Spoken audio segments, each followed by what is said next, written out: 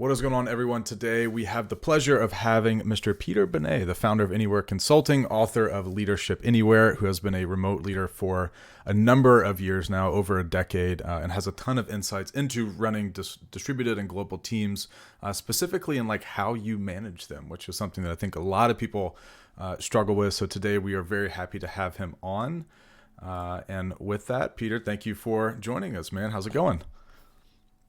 Hey y'all, everything is great. Sorry about the bad camera. Hope it's No all worries. right. No worries, man. Well, yeah, thank you for taking the time, to chat with us today. I've been extremely excited to talk with you. The idea of kind of the future of work and managing these globally distributed teams and distributed workforces is something that I think the world was kind of forced into during the COVID era, and then it now has kind of fundamentally shifted how companies need to adapt to move going forward. But you yourself, you've been managing and running distributed teams for I think over a decade now. So for way before, Mm-hmm. way before it was cool, as some may say. So I'm excited to pick your brain today. But I think a great way to start is if you just want to give a quick, kind of intro. Would love to hear, some of your background and how you got into Sure, managing and teaching about managing distributed teams. sure. Again, appreciate of being here. Thank you for inviting. Hope I will provide some great insights for remote team management. So my original background is in advertising, actually. I spent like 10, almost 10 years in London and in Budapest at the agency side, managing teams in the office. So no remote, no hybrid, nothing. Back then it was only in office. And then I switched around 2014 to work exclusively remotely. I did the Fortune 500 brand communications to startup and growth companies marketing.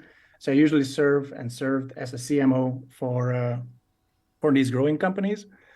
And when I say growing companies, we can say startups, I guess, but I prefer growing innovative companies. So like Web3, IPM consulting, or AI, stuff like that, that requires huge amounts of innovation.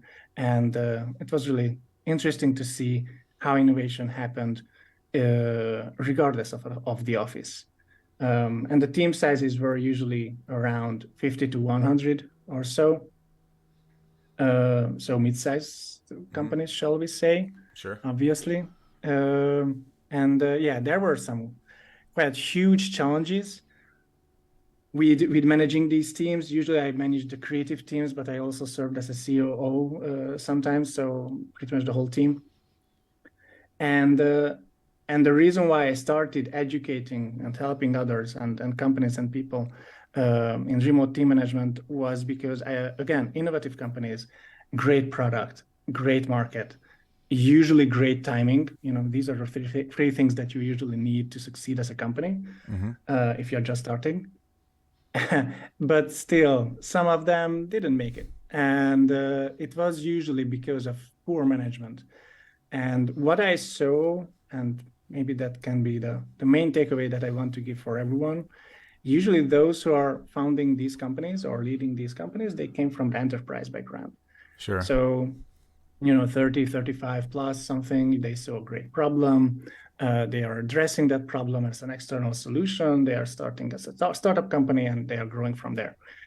Most of the management styles and most of the practices that they do are coming from enterprise. Mm-hmm. Nothing wrong with that, but usually they are not applicable to a remote setup. Or actually, you need to, amend it, customize it, or tailor it to your remote setup, remote first setup.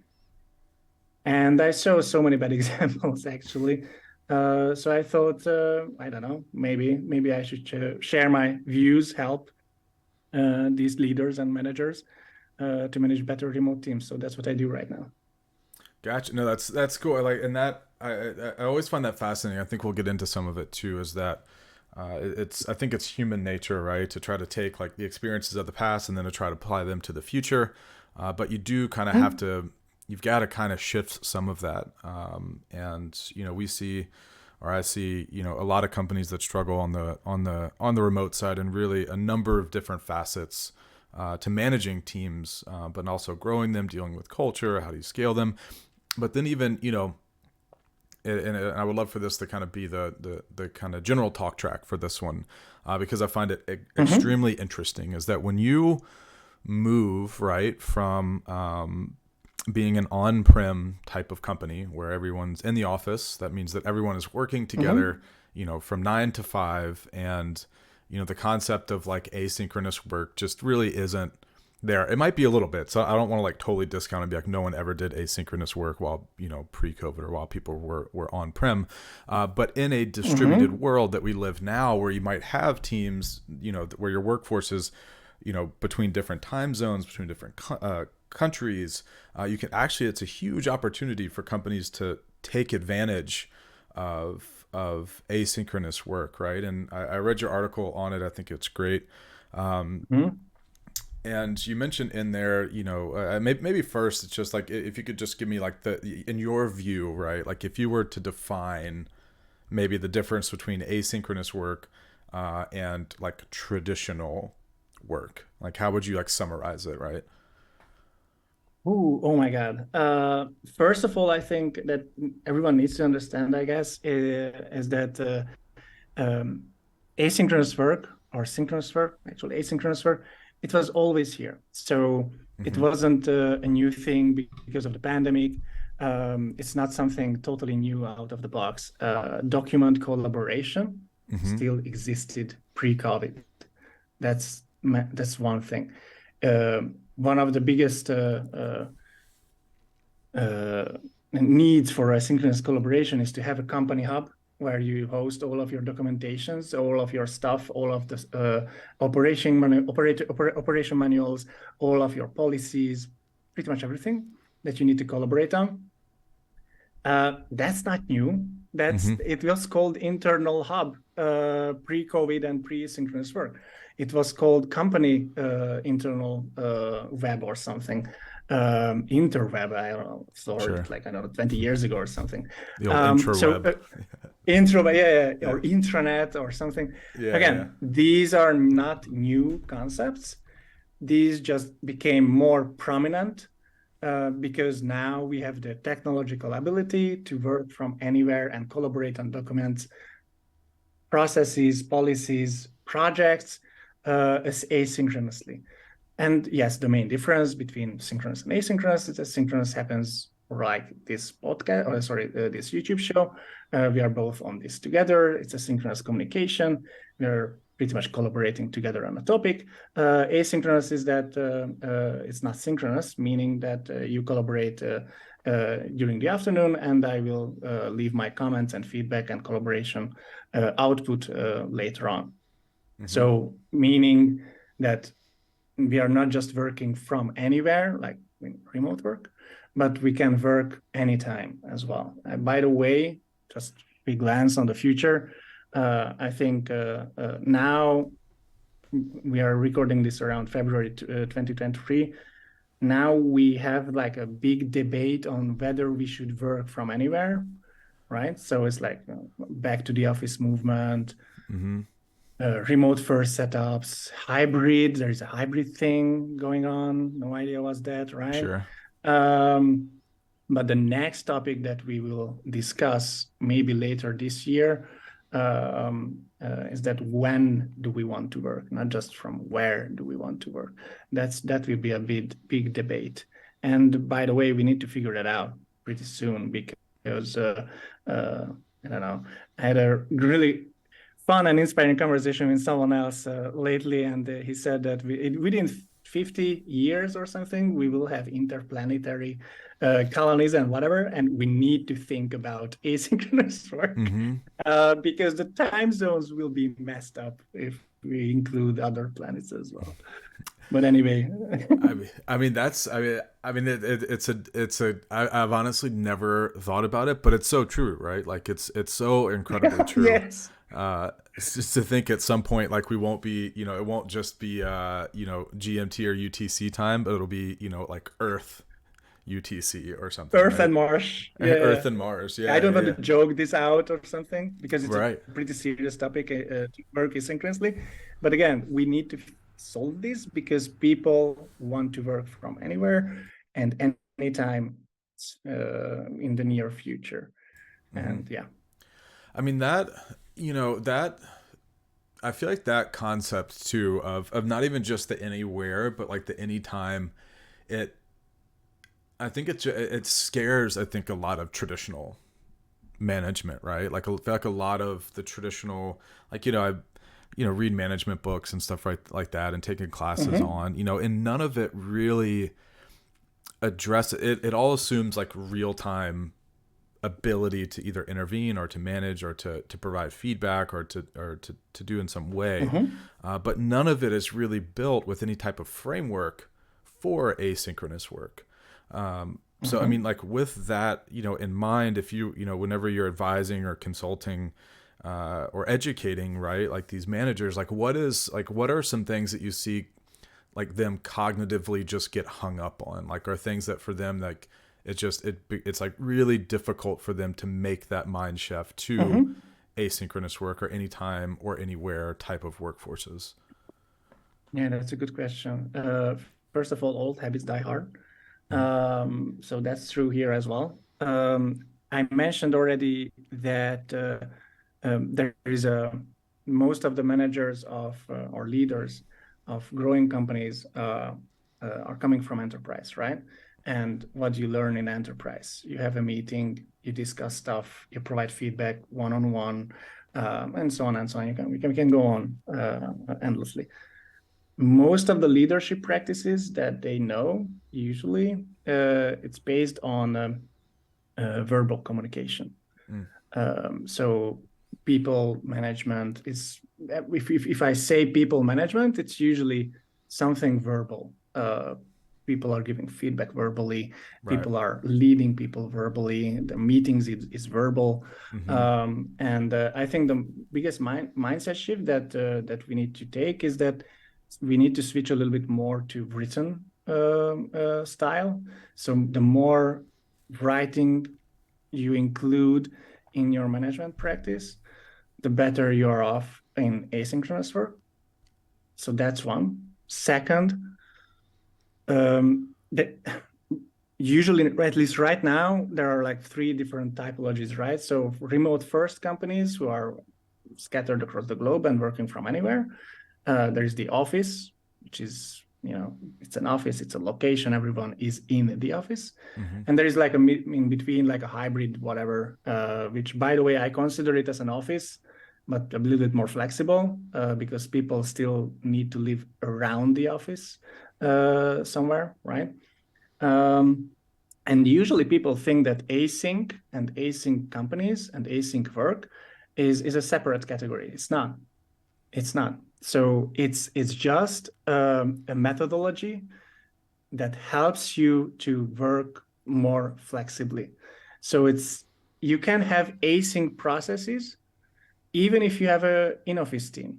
If Mm-hmm. you are fully in office and you have a company hub where you document everything, most of the management style and the leadership style is written, and so on and so on. We did with that async approach, when someone leaves or when someone takes a PTO or Right. whatever, or sabbatical, it will be easier to hand over the tasks to Mm-hmm. someone else because everything is there, everything is written, everything is already in the hub.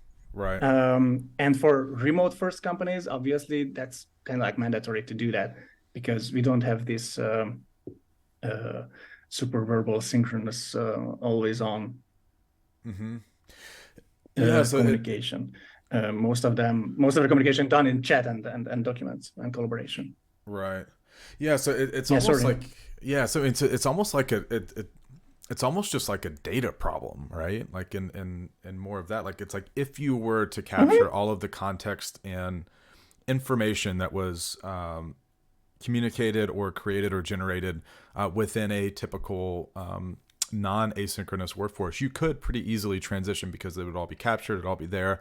Someone that needs to pick up any work in progress is able to do so because they can kind of like go back through the docs and kind of and be Mm-hmm. able to understand the mood or the feel of the room that happened within this meeting that they were not a part of.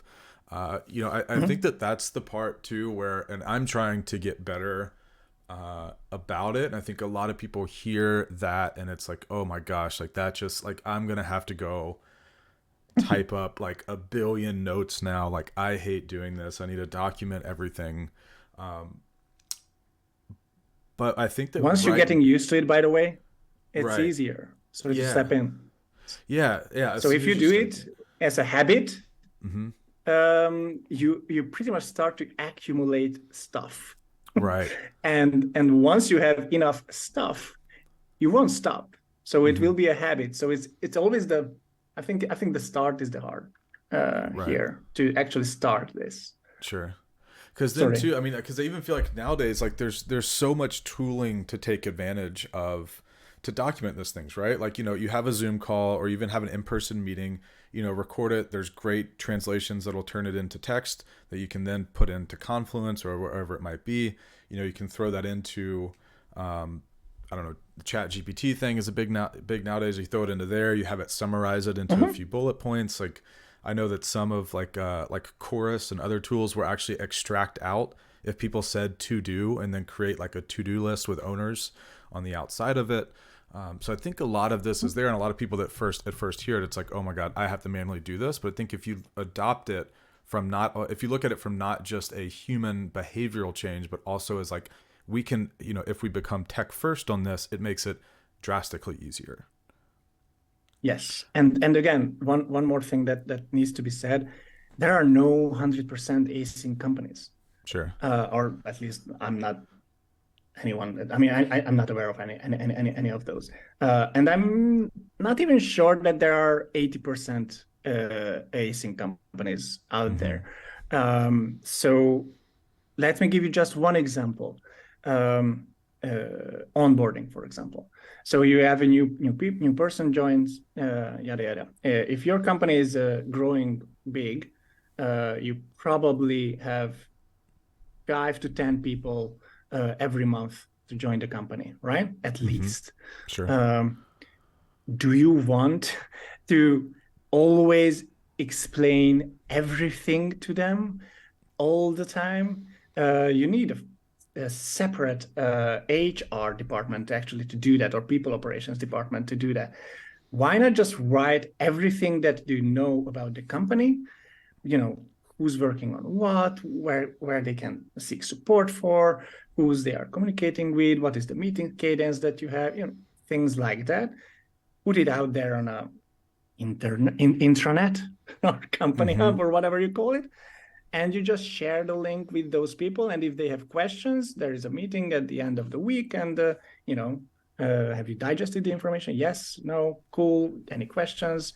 Do you want to improve that? Yada yada yada. So it saves tremendous amount of time. A, B, it kind of like templatifies the whole approach that you have. So Sure. meaning it's easy to delegate to someone else, easy to take over by someone else, and it also uh, gives you less slack where Mm-hmm. you can actually Right. So it's make like make almost things like worse. async can not only, boost um the amount of like throughput that you can put through an existing system, right? Meaning that you can have more people Mm-hmm. working at once because of different time zones that can leverage that, right? People go to sleep, people wake up. But it sounds like, I mean, it also allows you to scale almost horizontally because now you don't need that like overhead weight to, bring all these people up to speed or continuously keep people up to speed. Like they can kind of do it on their own time through these, different documented events or items that happen, right? I think that's an interesting one. I've never thought Mm-hmm. about it from like the scaling side. I've always looked at it through like asynchronous work basically gives your organization more velocity, but it also gives it that Mm-hmm. wider growth potential. It does. That's yeah. So I think that's a good one. Like the other area too that my mind was just like running to because like recently I've just been like down the rabbit hole on on like generative AI and stuff like given obviously like with Oh. ChatGPT being huge in the market, but like if you were to, and I look at this from like our own business, right? And it's like Mm-hmm. if we really were capturing every single Zoom conversation that we had internally, every strategy meeting, every budget meeting, every just peer-to-peer meeting, handoffs meetings. Like if we were capturing all of this data, like what and you actually were able to build that or curate that data set into something that you could train your own custom kind of model on. Now you create almost like this chat GPT-esque experience, right? I'm thinking like you pull in, sales calls, you pull in like Salesforce data, you pull this, you could go in and just ask this, this model anything and get like a pretty good answer, right? And then anyone that comes in and gets hired, to your point, like they can accelerate overnight and be like, if I've got a question, I can go here. I don't need to bug people. The model maintains context of why decisions were made, and they might even be able to like offer insight. So it seems like asynchronous work has so much other like potential downstream benefit other than just, being able to leverage time zones. And that's one I can like, I feel like I could just Also challenges, not just benefits, by the way. Sure. So what you mentioned is pretty interesting because, well, we are not there yet, I guess, but I'm not even sure that maybe we will be there within a year, but I'm brave enough to say that that companies will have customized AI assistants for async communication. What I mean by that, it's usually works the same as ChatGPT plus little pop-up windows on, oh, I found this data useful, maybe take a look at that. Sure. Let's say you record and document like pretty much everything that you do, almost autonomously, right? It not just it has a challenge because you will have like an insane amount of data within a year or so, because I mean, like it's like multiplier effect, right? Sure. So if you have 100 people, 100 meetings every week, whatever, so it's super hard.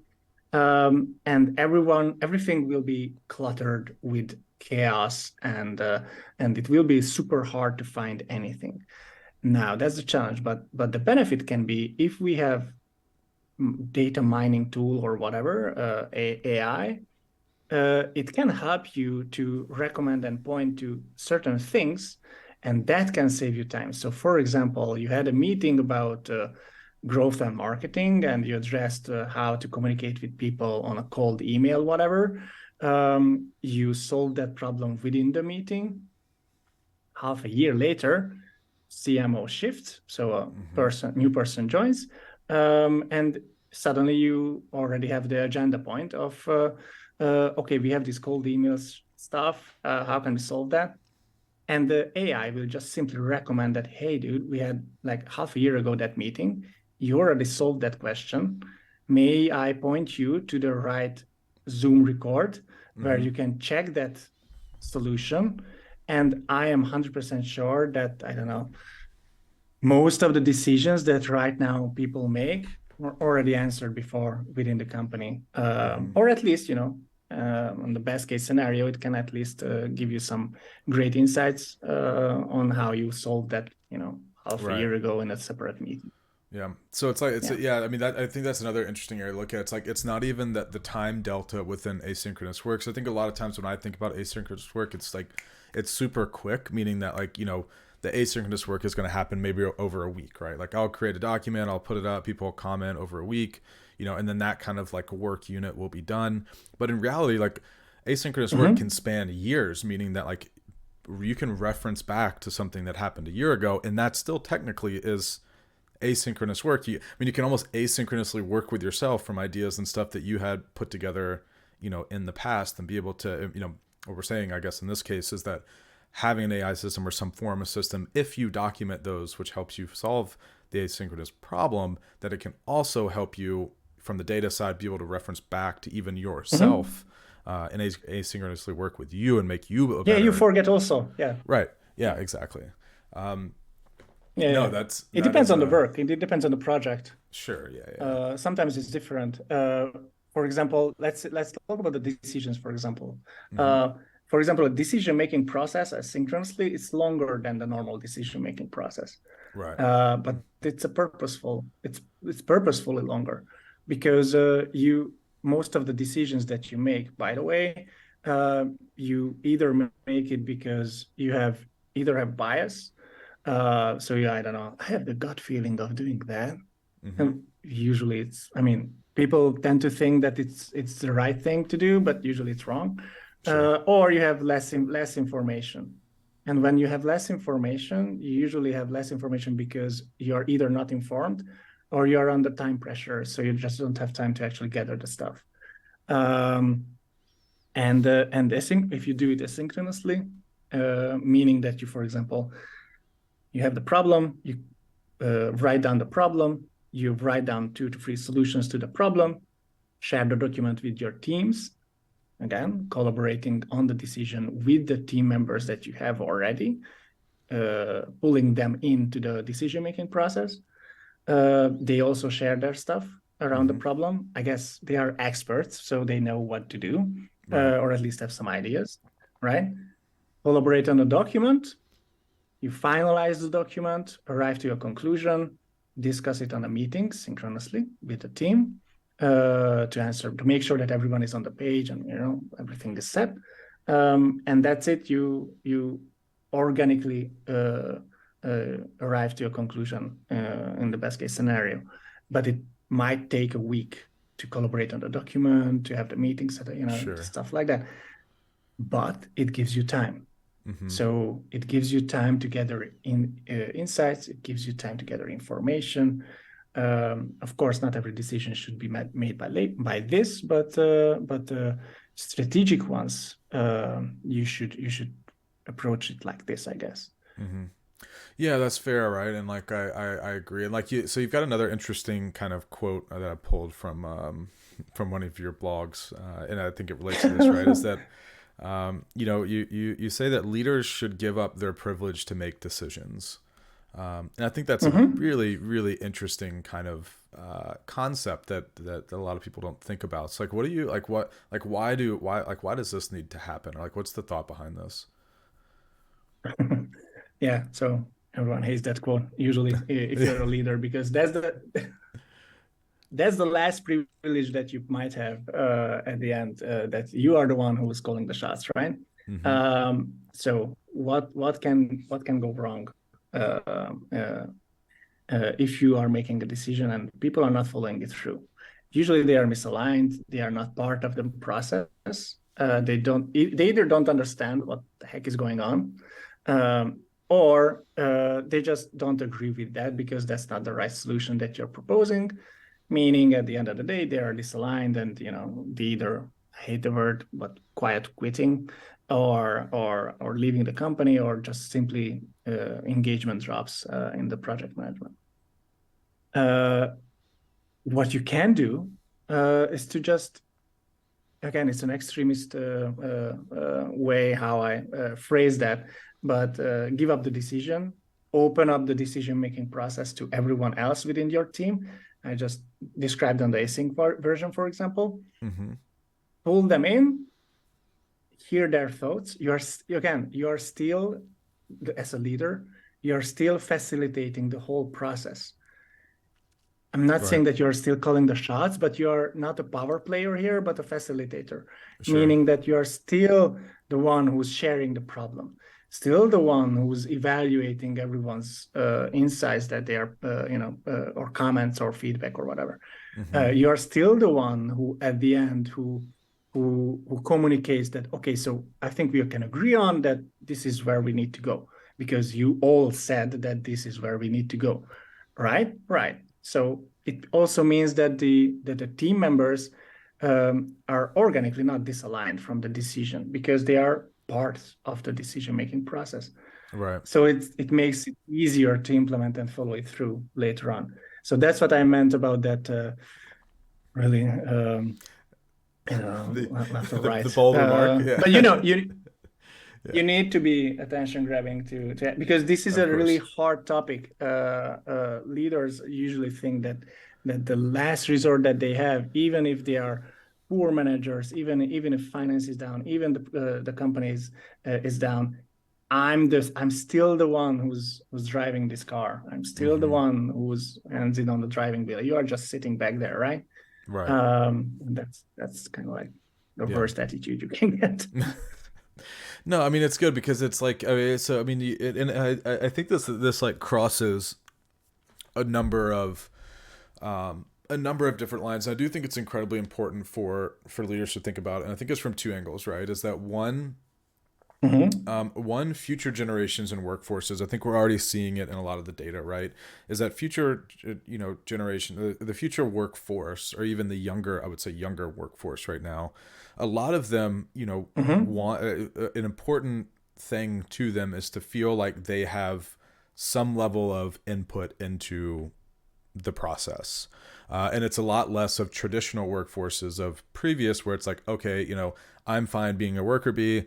I get fulfillment from from going in and collecting a paycheck and going home. Whereas now I think with a lot of the Mm-hmm. culture, people get a lot of fulfillment through work, and therefore they want to be able to participate in these decision making processes. And if you do that, you're actually Mm-hmm. going to create a much stronger culture that invites in, high end, I would say high end, high performing workers, because they do feel this level of like ownership and connection to the business as a whole. Um, and Mm-hmm. asynchronous work, if I'm like tying these together, I think in my mind correctly, it's like some of the mechanics and principles of asynchronous work can help you bring them into the fold, right? And help bring them into the Mm-hmm. decision making process, because now rather than, being like, we need to hold a meeting where everyone gets there, it's like jot down the problem that you have, put it into a spec Mm-hmm. doc or something, and then share it with everyone, let everyone collaborate. Then you synthesize down and make the decision. And now everyone feels that like they've got a Mm-hmm. part, or a hand on it. And now you get like tons of upside. So I never put Mm-hmm. all of that together, but I am very happy that But I you're do. doing it right.